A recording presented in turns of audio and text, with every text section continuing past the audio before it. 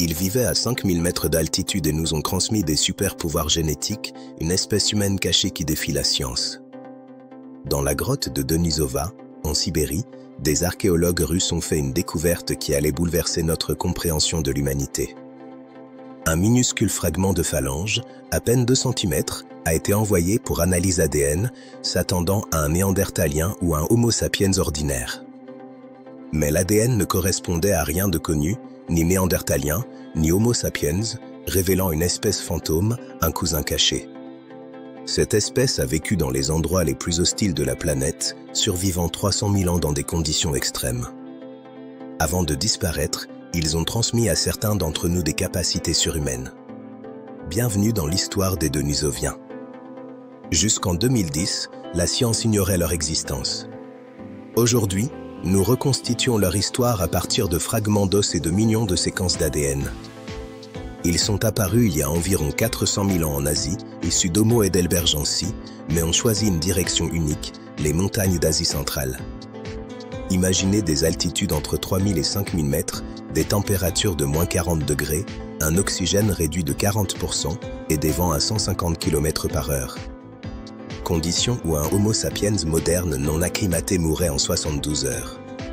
Pourtant, les Denisoviens y ont vécu pendant 300 000 ans. La grotte de Denisova n'était qu'un camp de base. Les vrais territoires denisoviens se trouvaient bien plus haut, avec des outils retrouvés jusqu'à 4500 mètres. À ces altitudes, survivre est un combat quotidien contre la physique et la biologie. Le premier problème, l'oxygène. À 4000 mètres, chaque respiration contient 40% moins d'oxygène. Votre corps s'affame, vos cellules crient famine, votre cerveau ralentit. Les Denisoviens ont résolu ce problème avec une mutation du gène EPA1, révolutionnant la production de globules rouges. Leur sang transporte l'oxygène avec une efficacité surhumaine, leur métabolisme fonctionnant à 4000 mètres comme le nôtre au niveau de la mer. Le deuxième problème, le froid extrême. Des blizzards de 3 jours, des vents glaciaux arrachant la chaleur corporelle. Ils occupaient des grottes naturelles profondes où la température restait stable et portaient des peaux épaisses de yaks préhistoriques. Leur morphologie s'adaptait, des corps trapus, massifs, avec des membres courts, optimaux pour conserver la chaleur. Le troisième problème, la nourriture. À 4000 mètres, les plantes sont rares, les proies peu nombreuses. Les Denisoviens sont devenus des chasseurs d'altitude extrême, traquant yaks sauvages et mouflons avec une connaissance millénaire du terrain. Leur endurance en altitude était surhumaine, poursuivant leur proie sur des kilomètres là où un Homo sapiens s'effondrerait. Le quatrième problème, la solitude génétique. Des populations minuscules, séparées par des centaines de kilomètres. Cette isolation créait une vulnérabilité terrifiante, la consanguinité. Mais les Denisoviens ont trouvé une solution inattendue. Il y a environ 50 000 ans, des groupes d'Homo sapiens, migrant d'Afrique vers l'Asie, ont rencontré les Denisoviens. Les analyses génétiques révèlent que les Homo sapiens et les Denisoviens se sont accouplés de façon répétée, créant des lignées hybrides. Ces hybrides possédaient les avantages génétiques des deux espèces, un cerveau plus gros et la mutation EPA1. Ils pouvaient vivre en altitude comme des Denisoviens et innover comme des Homo sapiens. Ils étaient les surhumains de leur époque.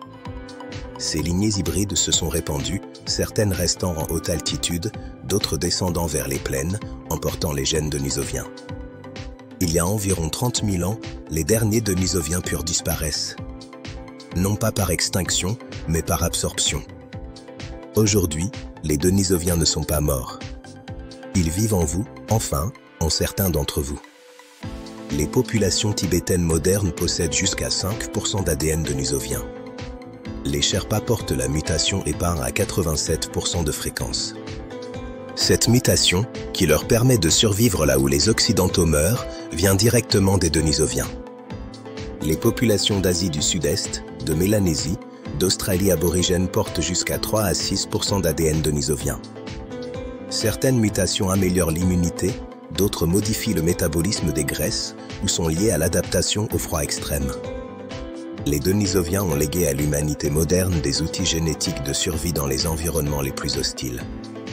Cette histoire détruit le mythe de l'humanité comme espèce unique et pure. Nous sommes un patchwork génétique.